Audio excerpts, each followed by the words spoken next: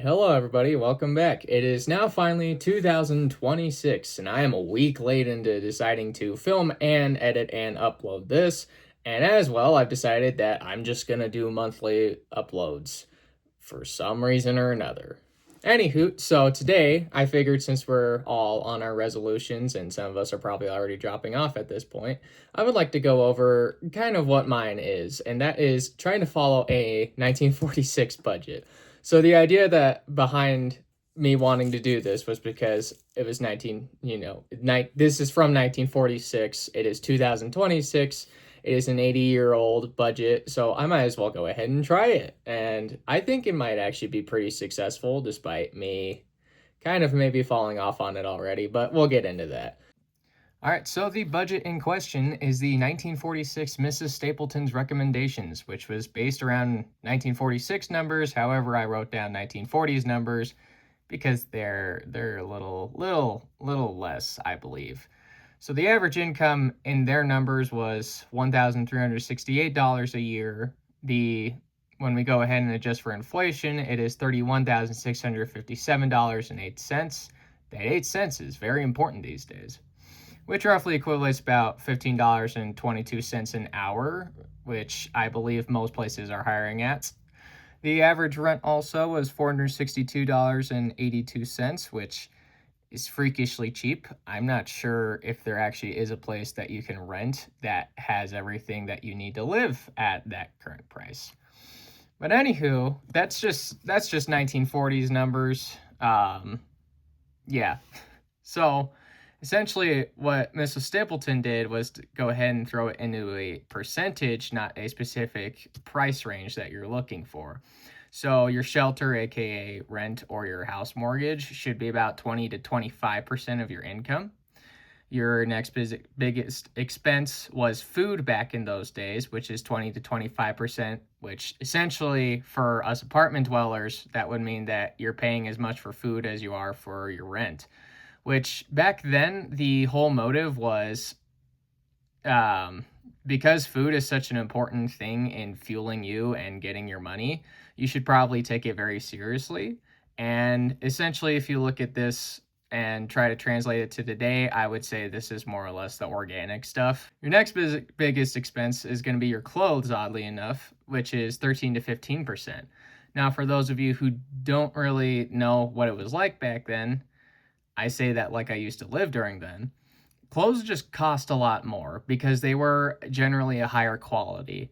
So essentially, those numbers that I could translate for you today, a shirt being 100 or 200 bucks is honestly pretty fair, all things given. Like, there was a 1942 Sears Christmas catalog that I was looking at where essentially a cotton twill shirt was about 40 bucks, even in today's money, which you cannot find a cotton twill shirt for that amount of money in 2026. I'm just going to tell you straight. But even with shirts being that cheap, things like jackets and coats, a good coat back in the 1940s would cost you about a little over $1,000 today, which is essentially the same thing. You could still get essentially a 1940s coat for about the same price given inflation. So that is essentially what your really good clothes are, which is what their budget was geared towards anyway. Which also, if you've ever heard anybody having to save up for like a coat or something, that's pretty much where we're at. Especially with that being your hourly and a coat being over $1,000, and that's just a really good coat that's not even thrifted. That hopefully that goes to show what that whole thing is about. Your next biggest expense, quote unquote, is your savings. Essentially, you do almost always want to save just to give yourself a little bit of an extra backing just in case something happens, like you break your leg at your job and you just can't work, or you decide you hate your boss and you want to quit, which is just good life advice all around. Your second to last expense is your house operations, which the article I was reading did not really explain what that meant. I would assume it would be things like maybe the bills, but most likely just things like cookware, chemicals for cleaning, things like that, probably also your paper products. Then your last one, and this also goes to show you, they did incorporate a little bit of fun in your budget because who can live and work without fun? I don't think there's many people that can do that. I know I'm not one of them. Went ahead and plugged in my own numbers into this budget. Essentially, I was close in most of my main expense parts. The only thing was I was saving a lot more because I do stocks and my savings as well, because I would like to have a lot of money put aside so I don't have to think about it. Personally, you'd go about this however you wish, but this, again, these were my numbers. Yeah, essentially in my goings about so far this year, which has been a whole week, I believe I've already surpassed the fun amount. I don't know. I'm still trying to figure out how I want to segment some things or classify some things. So the idea was we had pizza, right? And of course, we had the more local pizza joint, and just for two pizzas was about, I think, $61. So that would blow through most of the fun budget. But at the same time, it's also food. So I might go ahead and just classify that as about $20 was food, $40 was fun. Because honestly, making it at home, it was probably going to be $20. At the fun aspect of it, aka I didn't have to go out, was probably the $40 worth of it, aka labor, delivery, all that. And so that is so far the 1946 budget. And personally, I do want to do monthly updates to say how that's going, definitely near the end of the month. And then I probably also generally just need to make like a little paper or a spreadsheet just to say, hey, these are your numbers. Remember, this is what you're already taking out of that. As well, also, I went ahead and decided to set aside a little bit of money. I still have to go get it, but it's essentially, I think, about $100 or so. I feel like I'm just gonna go ahead and take out in cash every month, so that I at least have cash spending that I can use for either my fun budget or my clothes budget. Since I thrift and I like to pay in cash for that, because it's just a good feeling about walking into a place, going ahead and slapping some paper on the table saying I want that, and then it's yours for the day. You don't even have to pay it later on the credit card. As well, we do have our consignment shop in town, and I have brought in consignment where there's money in my account. However, I have not included that into here, just simply because that's going to be strictly clothing money, because I'm probably just going to use my balance at the consignment clothing shop, because it's already there. I might as well, right? As well, there are a few different ways that I did want to go ahead and keep on this budget, which, for one, what I like to do is go ahead and write down a list of things that I am looking to buy for the whole year, so that way I have exactly, while it's not specifically planned and most likely I'm not going to buy everything on that list, I can at least look out for those things and know that those are things that I genuinely do want. For me personally, because I'm a nerd and I've been liking the 1940s clothing and obviously a little bit of the lifestyle, I went ahead and wrote down a whole list that regards clothes. It's mostly things like waistcoats, bow ties, a couple of really nice trousers.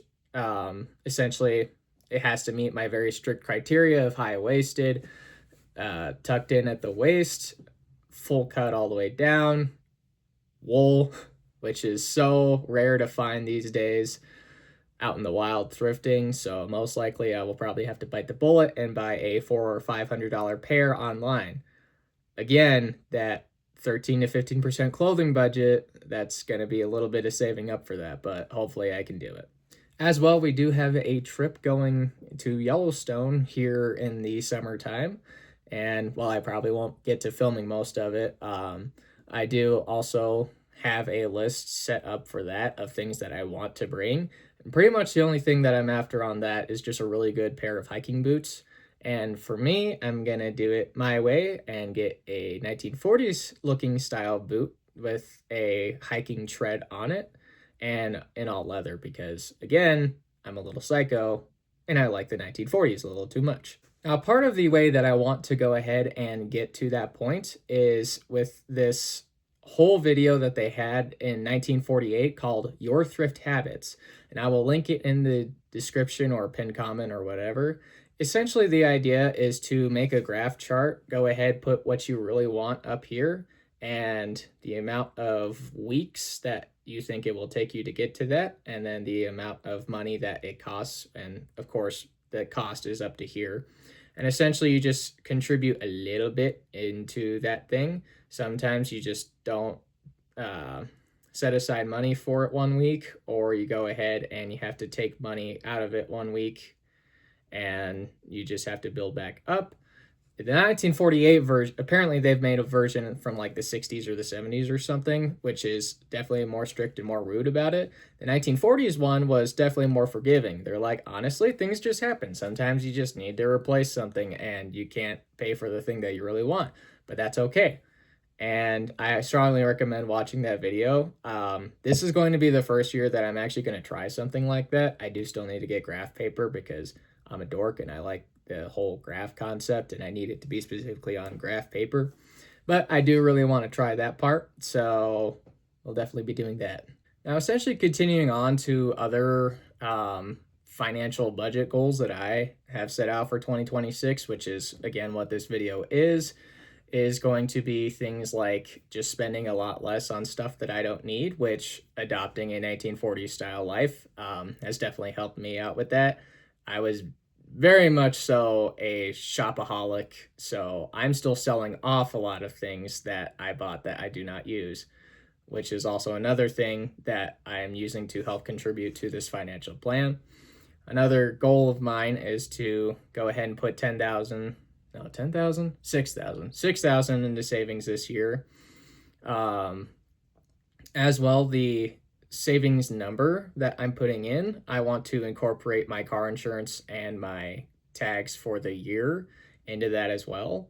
Essentially, I was only putting a certain number into my savings account without putting that in as well. I just figured that base number will definitely pay off for the car insurance and the tags. However, I was like, if I'm trying to actually make my savings number a little bit bigger, I should probably go ahead and add a little bit extra for the car insurance and the tags, since that's every 6 months and every year. So I might as well just go ahead and put that money specifically aside for itself and treat it like a monthly expense versus the occasionally it just comes up expense like I have been treating it like. And what was it? Last month I went ahead and already did that, and it felt good for the number in the account. Not quite the pocket, but hey, you can sew up a pocket, right? And essentially that was the money goals of 2026, was to follow this 1946 budget and the 1948 thrift habits thing a little bit, just to see how well they honestly work and to see if you can't actually use those kinds of numbers in today's world. Again, I do want to put a end of month update on that, just so that you guys can see how struggle busting I am with that. Other goals obviously are pretty much your usual. Try to do a little bit more of getting back into shape, which again, I'm going to try to do the 40s thing, or the 40s way about it. So we'll probably see more videos on me trying to die, getting into some kind of a fitness routine there. As well, honestly, I'm probably just going to try to get into more of my hobbies that I do not have to buy things for. Main one being whittling, wood carving, things like that, because honestly, where I work, I can get free oak wood, and I think honestly, if I soak it, it'll probably make it a little bit easier to whittle. We can have a whole video on that if we really want. As well, my dad was nice enough to get my mom, my girlfriend, and I all lifetime fishing licenses, so there is that. And hopefully I don't pay too much into that. I just need to figure out my setup as well. I mean, that's dinner right there, aside from the conservation stamp that we pay for here in this great state that blows wind everywhere. Aside from that, which is like $25, after that, your fish is basically free, I feel like. Well, aside from the gas and worms or whatever, but that's different. That's different. As well, the only other hobby I think that I would maybe try to get back into this year, just because so many people seem to keep asking me about if they could get this, if they could get that, if I should do this, is painting. Which the only thing I hope to spend on that is literally just paint and canvas, and that's it. I do have several canvases that are currently projects right now, but hopefully I can get those done sometime. We do really need to clean this office, so I might be on the back burner for a bit. I don't know. Otherwise, I believe that is going to be it from me for this video. If you do have any video suggestions that you would like to see, go ahead and post them down in the comments. I do read. I just might not reply. As well, go ahead and follow along if you do want to see this 1940s kind of lifestyle slowly coming into fruition. I know there are other channels definitely like me. Hannah over at Revival, or no, not Revival. I believe it's Hannah over at Real Life's Vintage Dollhouse. I might have the channel name wrong. I'll post her in the description and the comments too. I just really love that gal, and I hope that more people can go and watch her videos. Essentially, she's a Brit who started off in the 1930s, 1940s lifestyle too. She has slowly been incorporating a couple more modern things, and also kind of digging on modern trends and all that, say on TikTok or something, and how the vintage way that people used to do it was better, which obviously I agree with her.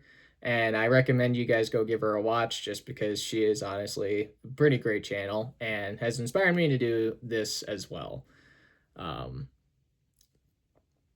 But yeah, if you'd like to see my iteration on it, go ahead and follow. If you do like this video, please do drop a like.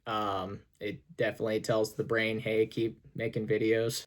And any hoot, hopefully it doesn't take me another freaking month to post and do all that for a video. Hopefully we can actually get into bi-weekly. Bi-weekly because I don't want to flood your feed, and also bi-weekly for my own mental health. Other than that, catch you next time. Have a good day, night, evening, morning, whatever. Bye-bye.